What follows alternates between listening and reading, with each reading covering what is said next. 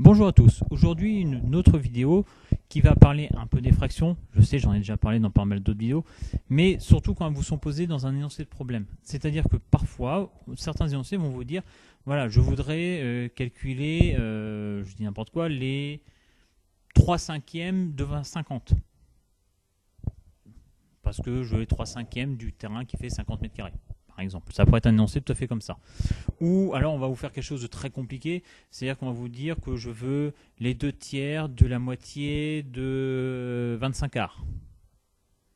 Et là vous avez une accumulation de fractions à l'oreille, et parfois vous êtes paniqué parce que vous dites mince, il y a plein de fractions, qu'est-ce que je fais? Alors on va faire un petit exemple. Vous allez voir, c'est tout simple. Imaginons que vous avez un énoncé qui vous dit je voudrais trouver le quart de la moitié. Vous voyez ça sur votre énoncé. Vous marquez sur une feuille de brouillon ou à côté les deux fractions dont on vous parle là. Parce que là, on les a entendues, le quart de la moitié. Donc ça veut dire que j'ai le quart de la moitié. C'est bon, j'ai identifié mes deux fractions. Et bien maintenant que je les ai identifiées, la réponse, elle est toute simple. Vous avez vos fractions, vous les multipliez entre elles. Et vous avez votre réponse. C'est-à-dire que là, je vais faire un quart multiplié par un demi. Et ça, je vous ai expliqué comment on faisait ça dans une ancienne vidéo. Du fait que c'est une multiplication, je multiplie mes deux nombres en haut ensemble, 1 fois 1, et en bas, je fais 4 fois 2. Ce qui va me donner 1 sur 8, tout simplement. Vous voyez, pas trop compliqué. Je identifie mes fractions, et quand j'ai un énoncé comme ça, généralement, il faut les multiplier. Alors, histoire d'être sûr que c'est compris, je vais vous en proposer un petit peu plus compliqué, mais qui reste encore tout à fait faisable. Alors, imaginons que je vous demande les 2/7 des 3 quarts de 15/3. Les 2/7 des 3 quarts de 15/3. Je vous laisse un peu de temps, je redis les 2/7 des 3 quarts de 15/3. Là, prenez le temps de chercher par vous-même, d'accord? Si vous ne voulez pas la réponse, vous mettez sur pause. Moi, j'attaque l'explication. Alors, pour l'explication, je fais comme tout à l'heure. J'identifie toutes les fractions que j'ai entendues. On m'a parlé des 2/7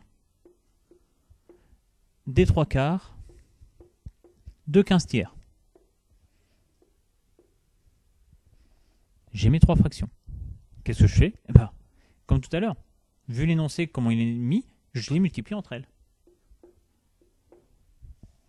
Ce qui va nous donner ici, en haut, je vais avoir 2 fois 3 fois 15. Et en bas, 7 fois 4 fois 3. D'accord? Là, qu'est-ce que je fais? Je fais mon calcul. Donc en haut, 2 fois 3, 6. 6 fois 15, 90. En bas, 7 fois 4, 28. 28 fois 3. Ah, là, c'est plus compliqué de tête.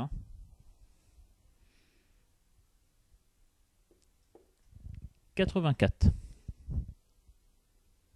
Et là, vous avez votre réponse. Après, il resterait à la simplifier, votre fraction, bien entendu. Mais on est sur un résultat qui est correct. Si je voudrais la simplifier, alors, attention, je vais effacer. Donc, si vous avez besoin de reprendre la correction, vous mettez sur pause. Là, j'efface.